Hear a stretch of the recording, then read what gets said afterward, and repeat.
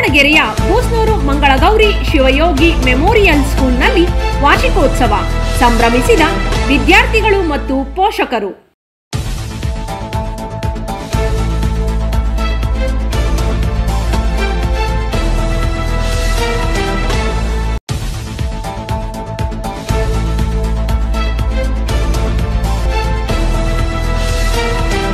ದಾವಣಗೆರೆಯ ಶಾಮನೂರು ರಸ್ತೆಯಲ್ಲಿರುವ ಶ್ರೀಮತಿ ಬೂಸ್ನೂರು ಮಂಗಳಗೌರಿ ಶಿವಯೋಗಿ ಮೆಮೋರಿಯಲ್ ಸ್ಕೂಲ್ನಲ್ಲಿ ವಾರ್ಷಿಕೋತ್ಸವವನ್ನು ಸಂಭ್ರಮದಿಂದ ಆಚರಿಸಲಾಯಿತು.